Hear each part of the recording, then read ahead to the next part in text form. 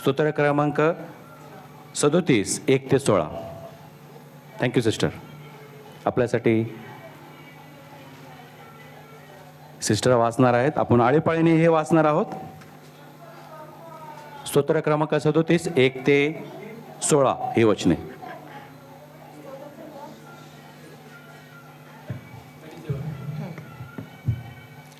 स्तोत्रसंहिता 37 1 ते 16 आपण वाचूया. दृष्टाची आवश्यकता. अशाश्वतात दुष्कर्मावर जळफळू नका. अन्याय करणाऱ्याचा हेवा करू नका. कारण ते गवताप्रमाणे लवकर कापले जातात, हिरवळीसारखे वाळून जातात. परमेश्वरावर भाव ठेव व सदाचाराने वाग. देशात वस्ती करून राहा, इमानाने चाल. म्हणजे परमेश्वराच्या ठायी तुला आनंद होईल, तो तुझे मनोरथ पूर्ण करेल. आपला जीवितक्रम परमेश्वरावर सोपून दे. त्याच्यावर भाव ठेव, म्हणजे तो तुझी कार्यसिद्धी करील. तो तुझे नीतिमत्व प्रकाशासारखे, तुझे न्यायत्व मध्यान्यासारखे प्रकट करील. परमेश्वराच्या अधीन होऊन स्वस्थ रहा. त्याची प्रतीक्षा शांतपणे करीत रहा. जो मनुष्य आपल्या मार्गाने उत्कर्ष पावतो, जो मनुष्य दृष्ट संकल्प सिद्धीस नेतो, त्याच्यावर जळफळू नको. राग सोडून दे, क्रोधाविष्टपणाचे त्याग कर, जळफळू नकोस. आशाने दुष्कर्माप्रमाणे प्रवृत्ती होते. दुष्कर्म करणाऱ्यांचा उच्छेद होईल, पण परमेश्वराची प्रतीक्षा करणारे पृथ्वीचे वतन पावतील. थोडक्यात असणार नाही. तू त्याचे ठिकाण शोधशील तरी त्याचा पत्ता लागणार नाही. पण लीन जन पृथ्वीचे वतन पावतील. ते उदंड शांती सुखाचा उपभोग घेतील. दुर्जन नीतिमत्तेविरुद्ध मसलती करतो, त्याच्यावर दातओठ खातो. प्रभू दुर्जनाला हसत आहे, कारण त्याचा दिवस येत आहे हे त्याला दिसते. हिंदुबळ्यांना पाळायला, सहमार्गाने चालणाऱ्यांना वध करायला दुर्जनांनी तलवार उपसली आहे व धनुष्य वाकून सज्ज केले आहे. शेवटचं वचन आपण सगळे एकत्र वाचूया. नीतिमानाने अल्पधन अनेक दुर्धनांचा विपुल धनापेक्षा उत्तम आहे. वाचलेली वचनं परमेश्वराच्या नावात धन्यवादित असो.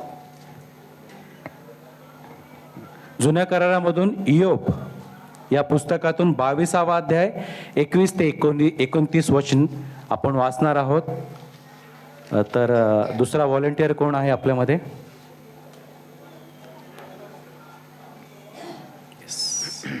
आणि कुणीतरी पत्रामधून फिलिप्पीकरास पत्र 4 अध्याय 4 ते 9 हे काढून ठेवा, कारण ह्याच्यानंतर ते वाचायचं आहे. फिलिप्पीकरास पत्र, पौलाचे फिलिप्पीकरास पत्र 4 अध्याय 4 ते 9. इयोब 22 21 ते 23.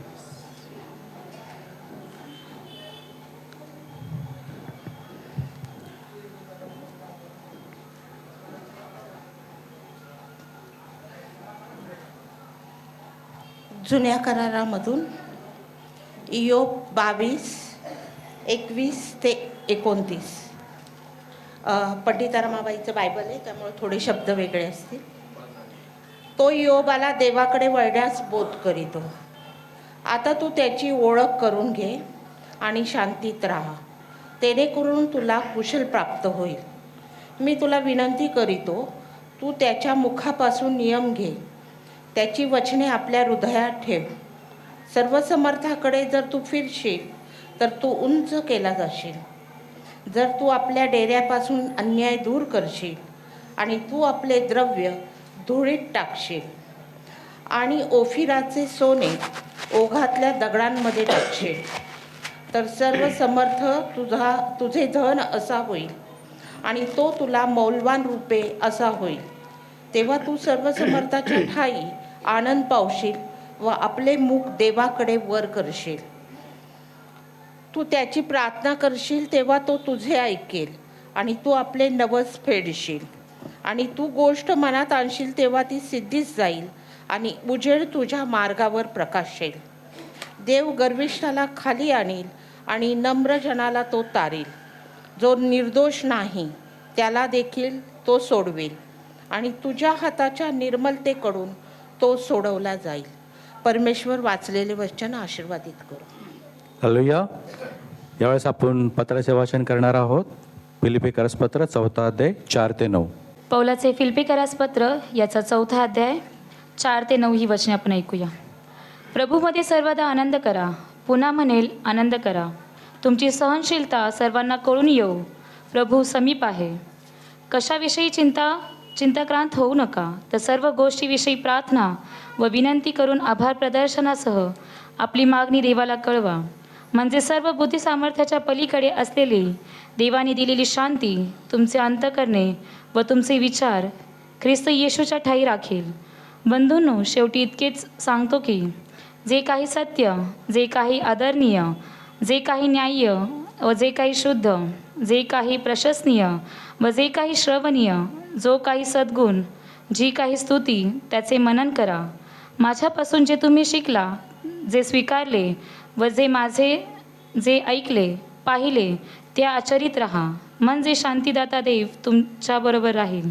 आमेन. वाचलेली वचन देव बाप आपणासाठी आशीर्वादित करो. त्याच्या नावाला मान सन्मान गौरव आता आणि युगानुयुग असो. आमेन. आमेन. यावेळेस आपण सर्वजण उठून उभं राहूया. शुभवर्तमानाचे वाचन होईल. आजचे शुभवर्तमान जे आहे मत्तेकृत शुभवर्तमान याचा 6 अध्याय 25 ते 34 आपल्यासाठी बाळासाहेब वाचतील. आजच्या दिवसाकरता जे शुभवर्तमान आहे मत्तेकृत शुभवर्तमान याचा 6 अध्याय आणि 25व्या ओवीपासून शेवटपर्यंत. मत्तेकृत शुभवर्तमान अध्याय 6 आणि 25व्या ओवीपासून शुभवर्तमान आज प्रारंभ होतो. काळजी करू नका. यामुळे मी तुम्हाला सांगतो की आपण काय खावे आणि आपण काय प्यावे अशी आपल्या जीवाविषयी किंवा आपण काय पांघरावे अशी आपल्या शरीराविषयी काळजी करू नका. अन्नापेक्षा जीव व वस्त्रापेक्षा शरीर अधिक आहे की नाही? आकाशाच्या पाखरांकडे न्याहाळून पहा. किती पेरीत नाहीत व कापणी करीत नाहीत किंवा कोठारांमध्ये साठवीतही नाहीत, तरी तुमचा आकाशातील बाप त्यांना खायला घालतो. तुम्ही त्यांच्यापेक्षा फार अधिक मोलाचे आहात की नाही? आणि काळजी करून आपले आयुष्य एक हातभर वाढवायला तुमच्यामध्ये कोण समर्थ आहे? आणि तुम्ही वस्त्राविषयी काळजी का करता? रानातील रानफुलांविषयी विचार करा. ती कशी वाढतात? ती कष्ट करीत नाहीत आणि ती कातीतही नाहीत. तरी मी तुम्हाला सांगतो की शल्मोन देखील आपल्या सर्व वैभवात त्यातल्या एकासारखाही सजला नव्हता. तर अहो अल्पविश्वासी हो, जे रानातले गवत आज आहे व उद्या भट्टीत घातले जाते, त्याला जर देव असा पोशाख घालतो, तर तो फार विशेष करून तुम्हाला पोशाख घालणार नाही काय? म्हणून आपण काय खावे किंवा आपण काय प्यावे किंवा आपण काय पांघरावे असे म्हणत काळजीत असू नका. कारण राष्ट्रांचे लोक ह्या सर्व गोष्टी मिळवायला झटतात. आणखी या सर्वांची गरज तुम्हाला आहे हे तुमच्या आकाशातील बापाला ठाऊक आहे. तर तुम्ही पहिल्याने त्याचे राज्य व त्याचे न्यायी पण मिळवायला झटा, म्हणजे त्यावर या सर्व गोष्टीही तुम्हाला मिळतील. म्हणून उद्यासाठी काळजी करीत राहू नका, कारण उद्या आपली काळजी करेल. ज्या दिवसाचे जे दुःख ते त्याला पुरेसे आहे. आमेन.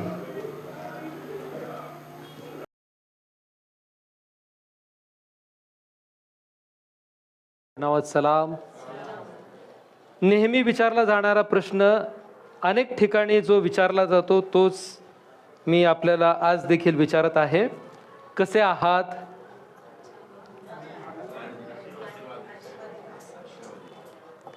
आशीर्वादित आहात? आनंदी आहात? किती जण खरं मनापासून आनंदी आहात?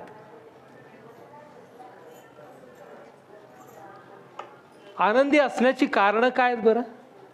ज्यांनी हात वरती केले आता त्यांनी आनंदी असण्याची कारणं सांगा. काय कारण आहेत? एक एक करून सांगा. आपण बायबल क्विजला पण हेच केलं आणि बरेच प्रश्न आपण बाद करून टाकले. एक एक करून सांगा. देवाचं वचन आम्हापर्यंत येणार आहे. आमेन. हा.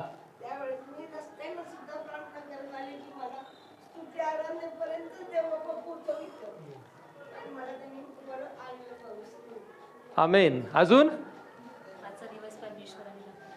आजचा दिवस परमेश्वराने दाखवला. थंडीत पण आम्हाला सांभाळतंय. आमेन. अजून काय कारण आहेत?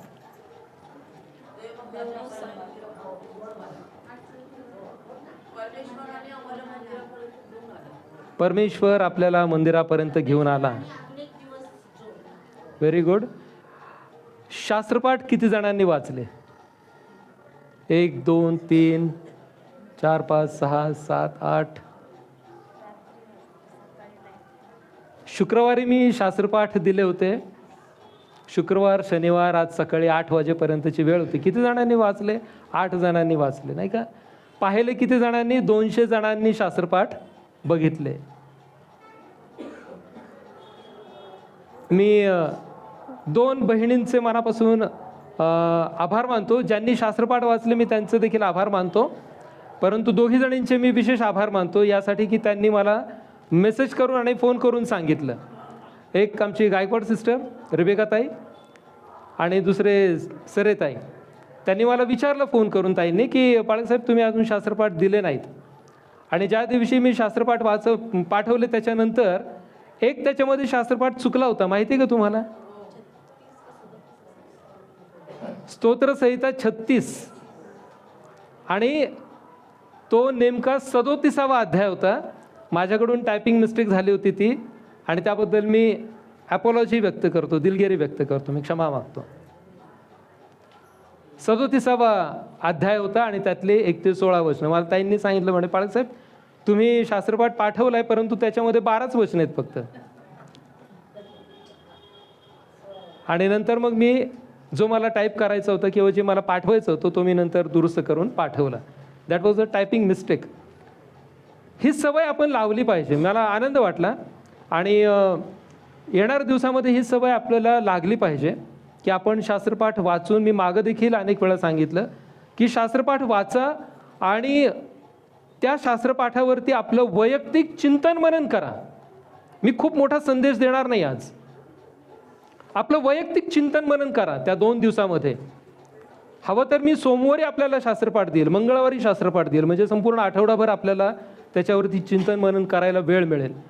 पर्सनल आपलं डिव्होशन द्या, त्या वचनांवरती विचार करा आणि देवबाप आपल्याशी काय बोलतो हे जाणून घ्या. फार फार फार महत्त्वाचं आहे. आज सकाळी जे पहिलं गीत आपण गायलं, कोणतं गीत आहे ते? गीत क्रमांक 267. मिळो वा ना मिळो आम्हा अन्न पाणी, देवाच्या चिंतनी मग्न आम्ही.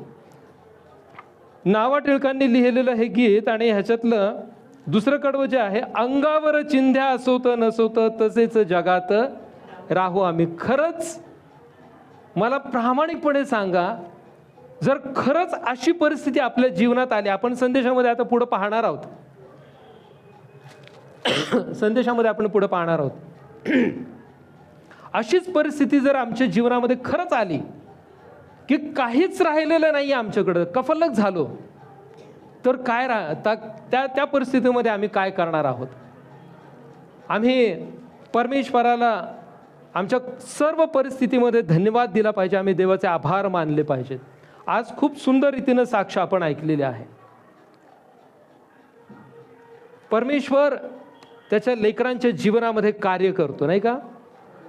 आणि जे शुभवर्तमान आपण वाचलं ते आजच्या या साक्षीला धरून, खरं तर मला माहिती नव्हतं, आपल्या कोणालाच माहिती नव्हतं आज हे आमची बहीण अशा पद्धतीनं साक्ष देईल. आणि आज जे शास्त्रपाठ आहेत ते सर्व शास्त्रपाठ किंवा त्या शास्त्रपाठांना ही साक्ष लागू पडते. आम्ही किती काळजी करतो आमच्या जीवनामध्ये, आणि प्रभू आम्हाला काय म्हणत आहे, आमचा येशू आमचा तारणारा, की कशाचीही काळजी करू नका. आणि मग हे सांगत असताना तो वेगवेगळी उदाहरणं देतो. पक्ष्यांकडे बघा, रानातल्या गवताकडे पहा, फुलांकडे पहा, ते काहीच करत नाहीत. पक्षी पेरणी करत नाहीत, काही करत नाही, परंतु तरी देखील आपल्यापेक्षा खूप उत्कृष्ट अन्न खातात. काय खातात? झाडातला मध, फुलांमधला मध, रोज ताजे फळं खातात, निसर्गामध्ये राहतात. ॲक्च्युली पक्षी निसर्गामध्ये राहतात. परमेश्वर त्यांची काळजी घेतो. या सगळ्यांना परमेश्वरानं शब्दानं निर्माण केलेलं आहे. त्यानं फक्त तुम्हाला आणि मला आपल्या प्रतिरूपाचा आपल्या हातानं निर्माण केलं आणि मग देव रानातल्या गवताची एवढी काळजी घेतो, तर तोच देव तुमची आणि माझी काळजी घेणार नाही का? तो तुम्हाला आणि मला सांभाळणार नाही का? आम्ही किती काळजी करत बसतो विनाकारण वेगवेगळ्या गोष्टींसाठी आमच्या जीवनामध्ये. आमचं उद्या कसं होईल, येणाऱ्या दिवसामध्ये कसं होईल, परंतु आम्ही आमचे प्रश्न, आमच्या काळज्या, चिंता, आमच्या समस्या त्या प्रभूच्या हाती आभार प्रदर्शनासहित देतो का? हा आमच्यासाठी फार महत्त्वाचा प्रश्न आहे. आणि म्हणून संत पाऊल या फिलिपई इथल्या मंडळीला पत्र लिहित असताना ते काय म्हणतात पहा. फिलिपई 4:4 मध्ये, प्रभूमध्ये सर्वदा आनंद करा. मी पुन्हा सांगतो, आनंद करा. आपण म्हणूयात हे वचन. काय म्हटलेलं आहे तिथं? प्रभूमध्ये सर्वदा आनंद करा. मी पुन्हा सांगतो, आनंद करा. आपण प्रार्थना करू. सर्वसमर्थ ईश्वरा, तुला धन्यवाद देतो. आम्ही तुझे उपकार मानतो. हे परमेश्वरा, हे पवित्र वचन आज तू आम्हाला देत आहेस, परंतु आमचा आनंद हा कोणत्या गोष्टीमध्ये आणि कशामध्ये तुला अपेक्षित आहे हे आम्हाला आज समजू दे प्रभू. आणि परमेश्वरा बापा, तो खरा आनंद आम्हाला उपभोगता यावा याकरता आम्हाला सहाय्य आणि शक्ती पुरव. येशू ख्रिस्त आमचं तारणारा याच्याद्वारे मागितलं म्हणून तो ऐक प्रभू. आमेन. फिलिपई इथल्या मंडळीला संत पाऊल यांनी लिहिलेलं हे पत्र आहे. मासोदिनिया या ठिकाणचं हे एक शहर आहे आणि फिलिप नावाचा एक राजा त्या ठिकाणी होऊन गेला. त्याच्या नावावरून या शहराला किंवा या ठिकाणाला ते नाव देण्यात आलेलं आहे, फिलिप किंवा फिलिपई. त्यानं हे शहर खूप छान रीतीनं डेकोरेट केलं, खूप चांगल्या रीतीनं सजवलं, खूप चांगली काळजी घेतली, असं इतिहासामध्ये आपल्याला वाचायला आणि पाहायला मिळतं. आणि त्यानं केलेल्या सुधारणांमुळं किंवा त्यानं केलेल्या सगळ्या चांगल्या गोष्टींमुळं या शहराला त्याचं नाव देण्यात आलं. काही आजकालच्या जगामध्ये पाहत असताना ना अशी प्रथा आहे, म्हणजे अमुक एखादं चर्चचं नाव ज्यावेळेस घेतलं जातं, अच्छा अच्छा त्या अमक्या अमक्या पाळकांचं चर्च का, अमक्या अमक्याचं चर्च का. आता अशी प्रथा आहे, चर्च कुणाच्याही नावाचं नसतं, कोणत्याही पाळकांचं चर्च नसतं. चर्च कुणाचं आहे? पवित्र मंदिर कोणाचं आहे? परमेश्वराचं मंदिर आहे, त्याचं घर आहे. आणि या ठिकाणी तो तुम्हाला आणि मला भेटण्याकरता येत असतो. तो तुमच्या आणि माझ्या आधी उपस्थित असतो, या ठिकाणी हजर असतो आणि तो आपली वाट पाहत असतो. या पवित्र मंदिरामध्ये आम्ही त्याच्या भेटी करता येणं फार गरजेचं आहे. प्रियानो, फिलिपई इथल्या मंडळीला पत्र लिहित असताना संत पाऊल यांनी काही गोष्टींचा उल्लेख त्या ठिकाणी केलेला आहे. या मंडळीनं संत पाऊल यांच्या सुवार्ता कार्यामध्ये त्यांना खूप मोठी मदत केली होती. आर्थिकदृष्ट्या त्यांना मदत केली होती, त्यांना सांभाळलं होतं. आणि म्हणून या फिलिपई इथल्या मंडळीकडं त्यांची सुरुवात जरी लहान असली तरी या मंडळीकडं पाहत असताना संत पाऊल लेकरांच्या दृष्टिकोनातून त्यांच्याकडे पाहत होते. त्यांना ते मुलं असं संबोधतात. आता मुलं काय संबोधतात? संत पाऊलाचं तर लग्न झालं नव्हतं, पण तरी देखील ते त्यांना लेकरं म्हणत आहेत, मुलं म्हणत आहेत. कारण सुवार्तेच्या द्वारे संत पाऊल यांनी या मंडळीला जन्म दिला होता. त्यांनी सुवार्ता त्यांच्यापर्यंत नेली होती आणि सुवार्ता नेत असताना संत पाऊल यांना अतोनात छळ सहन करावा लागला. त्यांना जेल भोगावं लागलेले आहे, जेलमध्ये त्यांना जावं लागलेलं आहे या सुवार्तेच्या कारणामुळं. आणि आता देखील ते रोममधल्या जेलमध्ये आहेत, तुरुंगामध्ये आहेत. आणि तुरुंगामधून त्यांनी हे पत्र लिहिलेलं आहे. प्रियानो, तर विरोधाभास पहा किती भयंकर प्रकारे आहे. एखादी व्यक्ती अडचणीमध्ये आहे, दुःखामध्ये आहे, संकटामध्ये आहे आणि त्या सगळ्या गोष्टींकडे दुर्लक्ष करून त्यांनी इतरांना धीर द्यावा.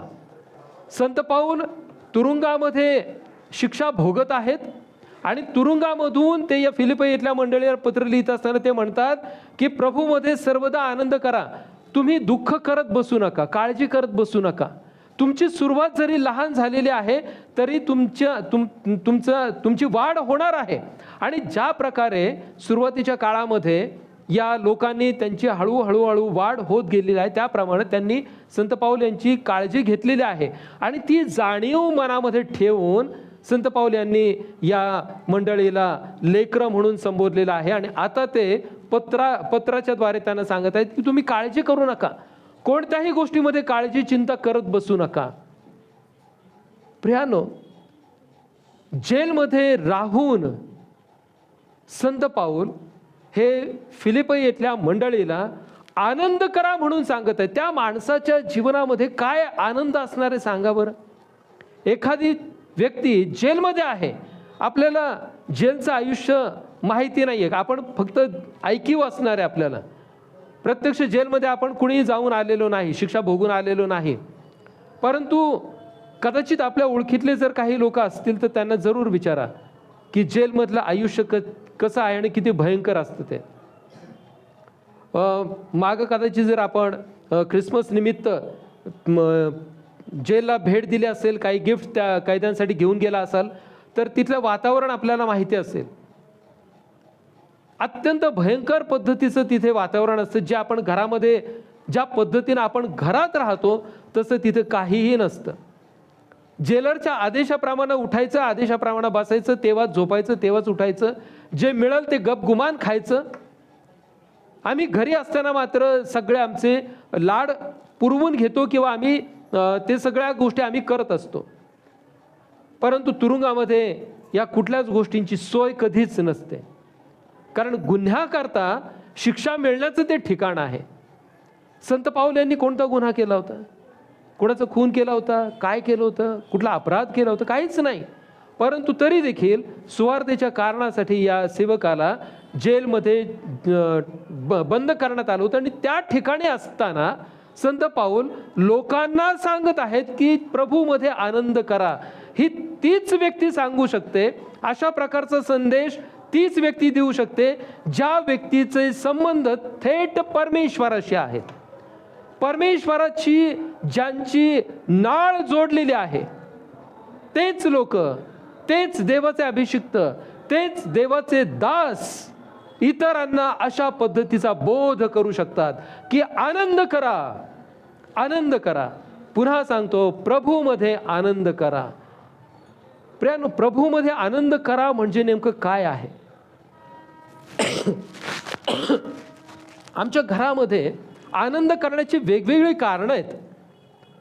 आम्हाला नोकरी मिळाली तर आम्हाला आनंद होतो. आमच्या घरामध्ये एखादा नवीन व्यक्ती जन्माला आला, म्हणजे जे बाळ जन्माला येतं त्या बाळामुळं आम्हाला आनंद होतो.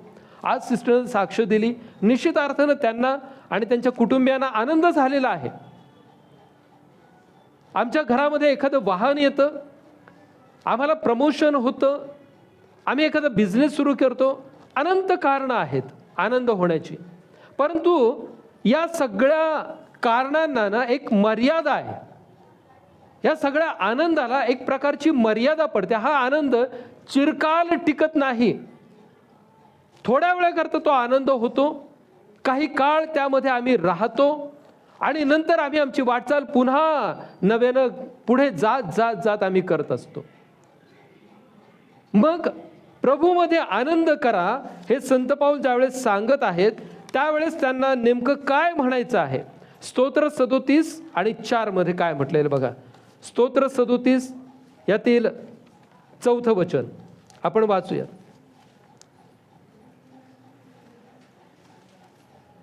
म्हणजे परमेश्वराच्या ठाई तुला आनंद होईल, तो तुझे मनोरथ पूर्ण करेल. म्हणजे परमेश्वराच्या ठाई तुला आनंद होईल, तो तुझे मनोरथ पूर्ण करील. आता हा जो भाग आहे हा भाग अर्धवट भाग आहे. स्तोत्र 37:4 त्याच्या अगोदर काहीतरी सांगितलेलं आहे. स्तोत्रकर्ता काय म्हणतोय की आणि तू यहोवाच्या ठाई आनंद कर. आणि बायबल सोसायटी ऑफ इंडियाच्या बायबलमध्ये काय म्हटलेलं आहे? म्हणजे परमेश्वराच्या ठाई तुला आनंद होईल. म्हणजे याचा अर्थ काय की अगोदर या गोष्टी कर म्हणजे तुला परमेश्वराच्या ठाई आनंद होईल. हे लक्षात घ्या. शब्दांची जी रचना आहे ना ती फार महत्वाची आहे. शब्दरचना आम्ही बायबल वाचत असताना एक एक अक्षर एक एक शब्द फार समजून उमजून आम्ही वाचला पाहिजे. काहीतरी अगोदर करायचं आहे आम्हाला, काहीतरी गोष्टी देवाने आम्हाला सांगितलेल्या आहेत त्या केल्या म्हणजे आमच्या जीवनामध्ये कोणाच्या बरोबरीनं आनंद होणार आहे?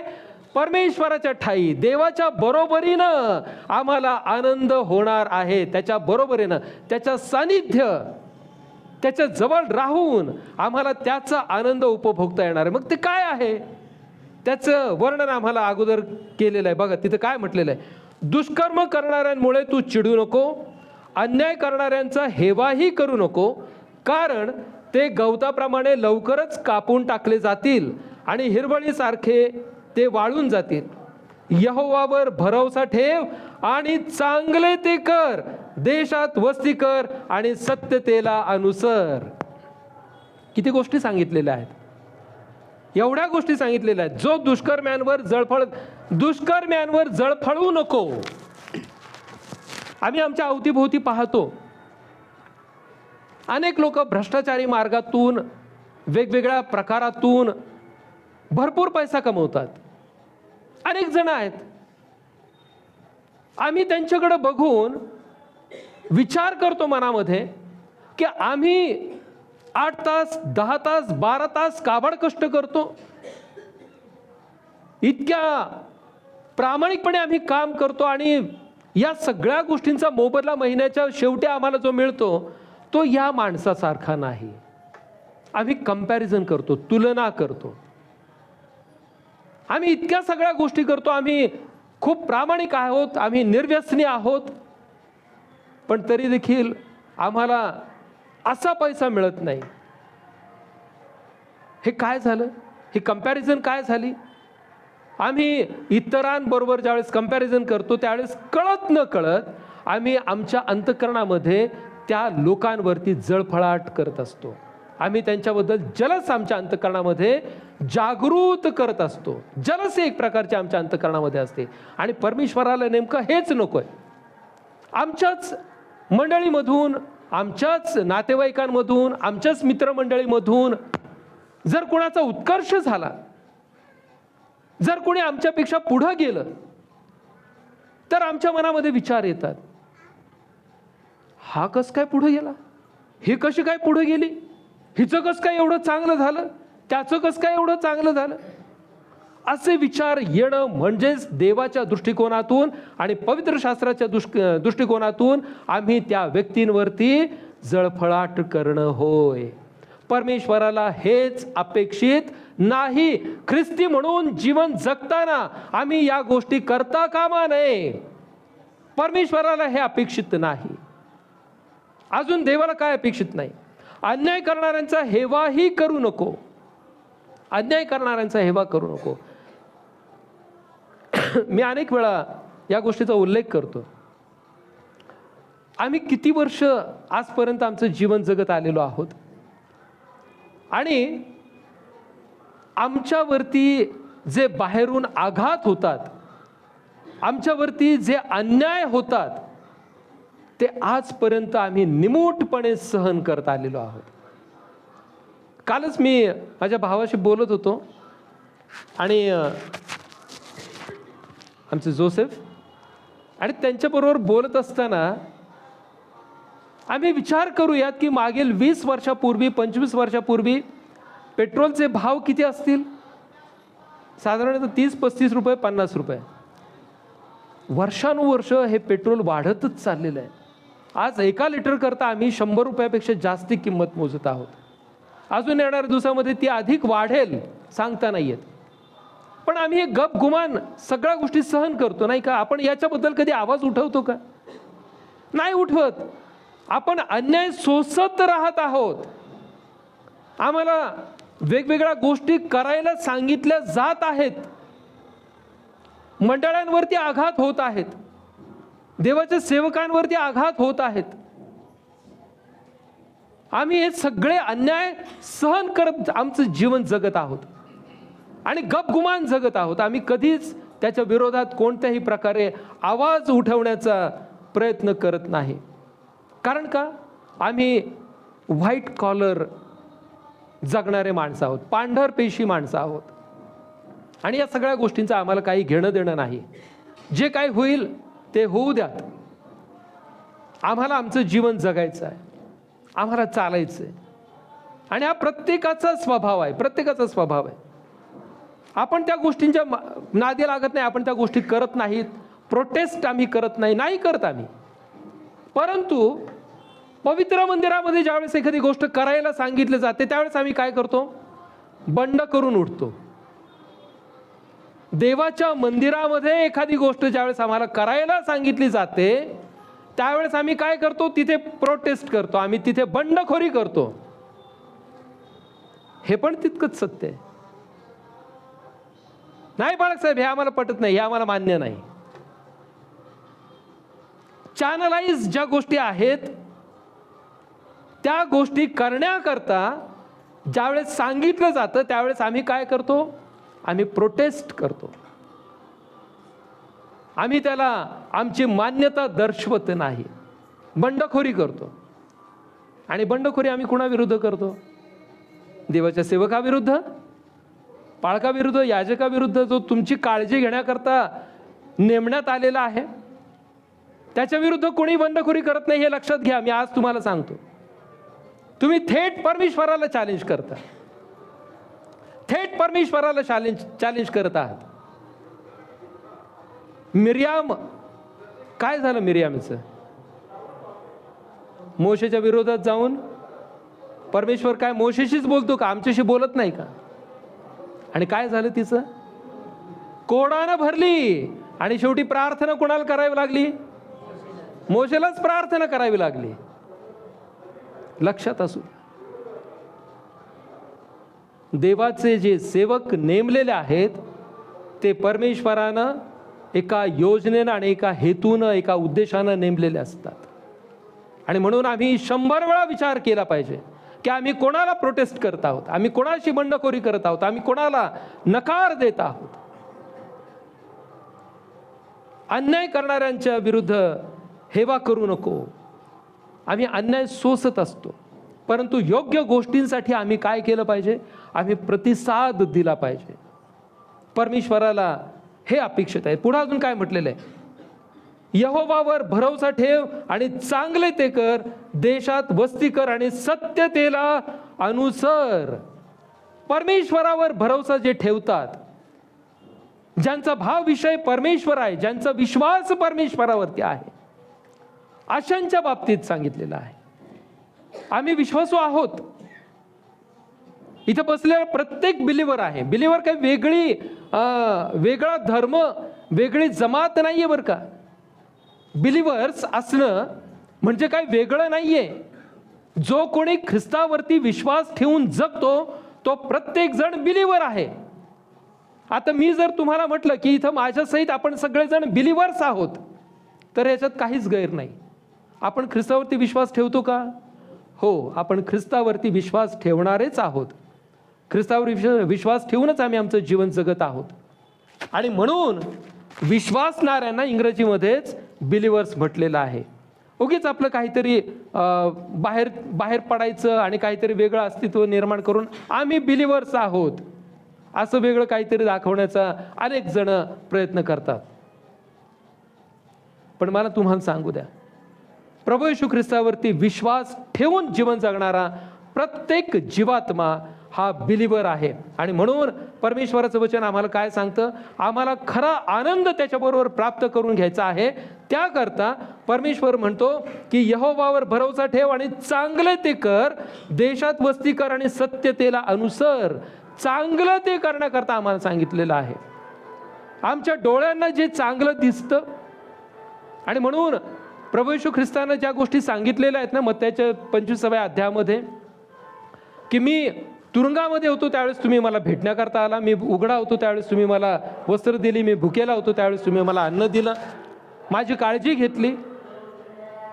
ख्रिस्ताच्या दृष्टिकोनातून चांगलं करणं काय आहे? तर जे आमच्याकडं आहे त्यातून आम्ही इतरांना काहीतरी देणं आहे. योहानानं दिलेला जो संदेश आहे आम्ही ऐकलं, ज्याच्याकडे 2 अंगरखे आहेत त्यांनी ज्याच्याकडे नाही त्याला द्या. हे चांगलं करणं आहे, इतरांची काळजी घेणं. आमच्याकडे आज परमेश्वराने जर खूप चांगल्या रीतीनं आम्हाला चांगल्या स्थितीमध्ये ठेवलेलं आहे, तर आज परमेश्वर तुमच्या आणि माझ्याकडून तीच अपेक्षा करत आहे. आम्ही चांगलं केलं पाहिजे. आम्ही इतरांसाठी उपलब्ध असलं पाहिजे. आमच्या कपॅसिटीप्रमाणे आम्हाला इतरांना मदत करता आली पाहिजे. परमेश्वराचं वचन आम्हाला सांगतं, चांगलं ते कर आणि सत्यतेला अनुसर. सत्य गोष्टींना, जे सत्य आहे त्याच्या बाजूनं खंबीरपणे उभे राहा. जे न्याय आहे, जे रास्त आहे, जे योग्य आहे, त्या गोष्टींवरती, त्या मार्गांवरती तुम्ही चाला.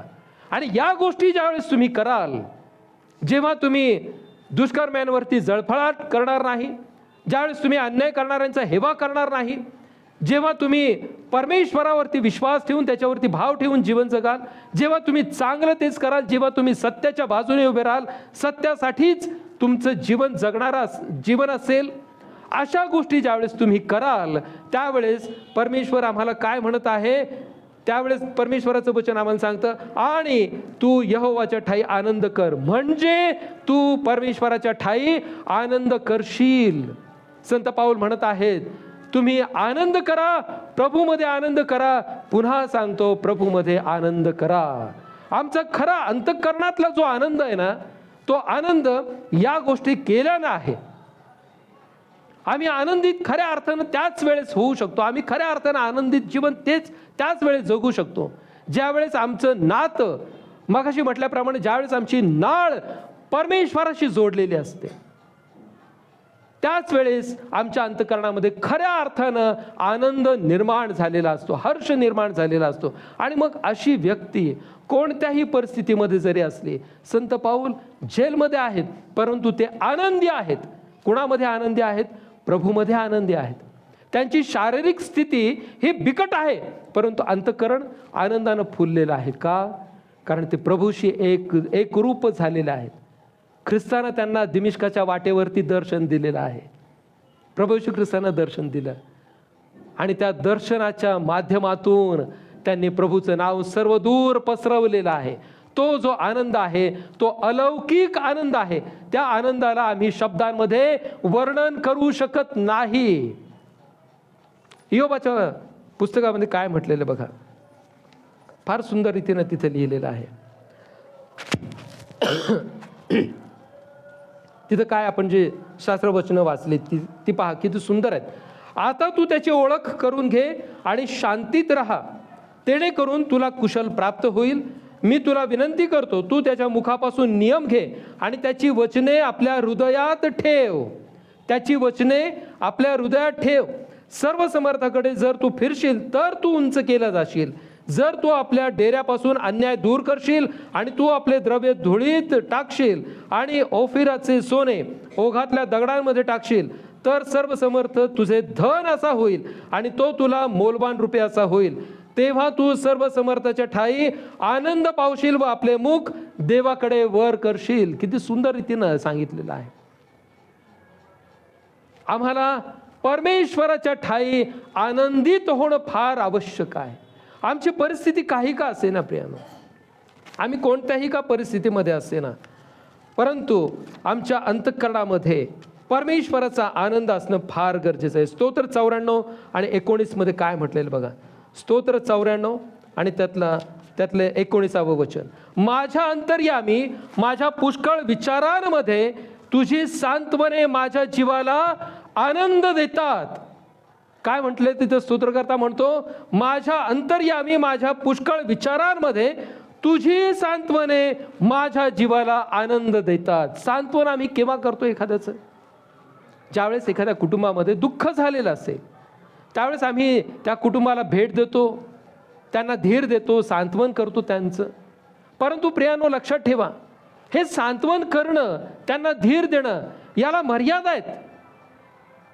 कालांतरानं ते लोक विसरून जातात, आपणही विसरून जातो.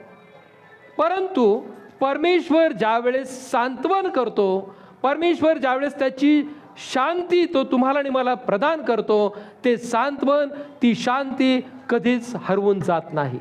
ती चिरकाळ टिकणारी शांती असते. ते सांत्वन चिरकाळ टिकणारं असतं.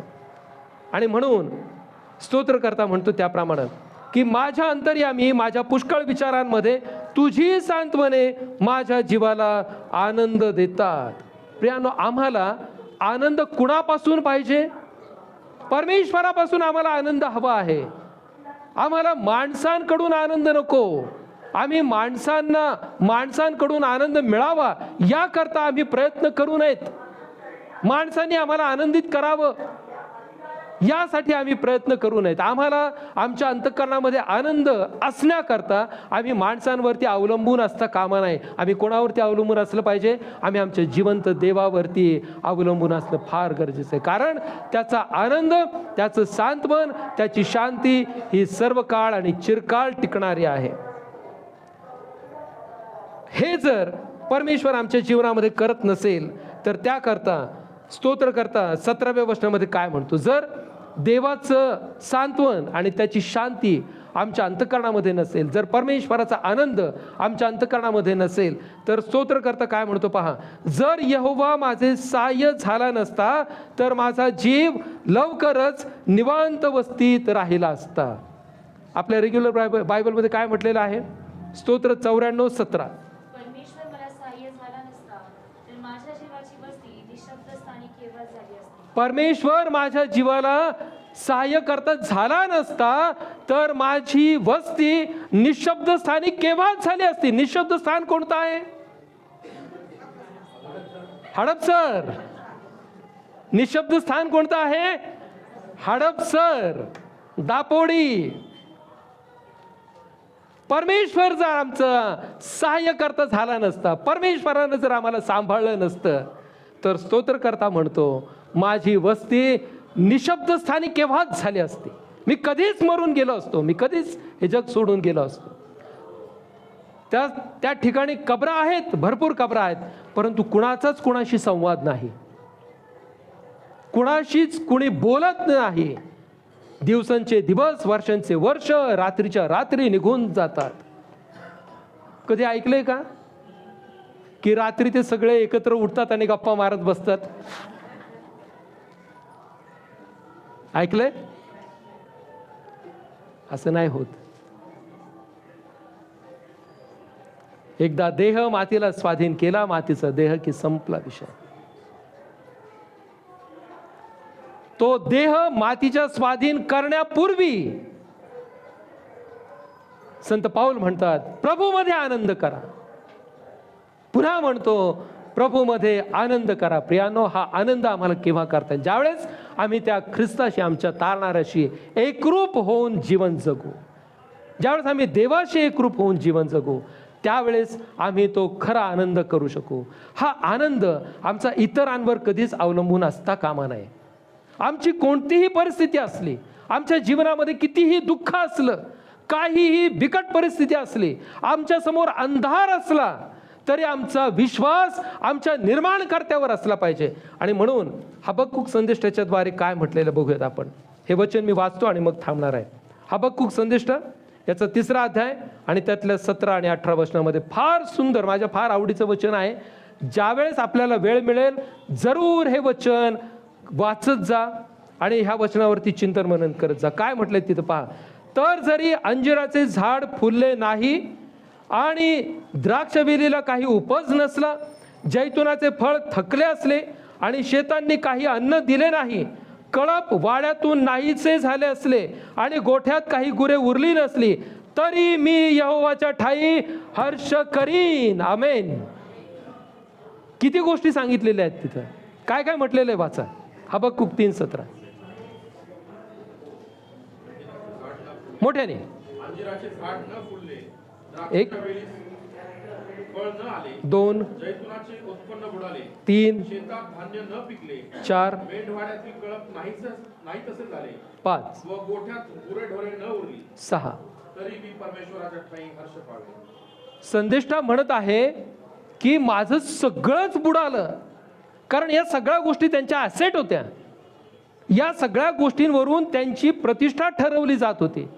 एखाद्याकडं आजच्या काळामध्ये किती गाड्या आहेत, किती बंगल्या आहेत, किती पैसा आहे, किती प्रॉपर्टी आहे, त्याच्यावरून त्यांची श्रीमंती ठरवली जाते. त्या काळामध्ये त्या व्यक्तींकडं, त्या कुटुंबाकडं किती खिलारं आहेत, किती गुरंढोरं आहेत, किती शेती आहे, त्याच्यावरून त्यांची श्रीमंती ठरवली जात होती. हबक्कुक संदेष्टा म्हणतो की अंजिराचं झाड फुललं नाही, द्राक्षवेलीला काही उपज आला नाही, जैतुनानं कोणतंही फळ दिलं नाही, शेतांनी काही अन्न दिलं नाही, शेतात काही जरी पिकलं नाही, कळप वाड्यातून नाही तसे झाले, गोठ्यात काहीच उरलं नाही, माझं सगळं जे काही आहे ते सगळं निघून गेलं, मी कंगाल झालो, मी दरिद्री झालो, तरी देखील मी यहोवाच्या ठाई हर्ष करीन.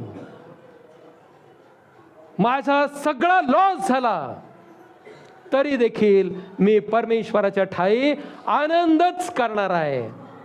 त्याचं कारण पुढे म्हटलेलं आहे, यहोवा प्रभू माझे बळ आहे आणि तो माझे पाय हरणींच्या पायांसारखे करतो आणि तो मला माझ्या उंच स्थानावर चालविल. का आणि कोणत्या जोरावर हे म्हणत आहे? परमेश्वरावरती त्याचा भाव आहे.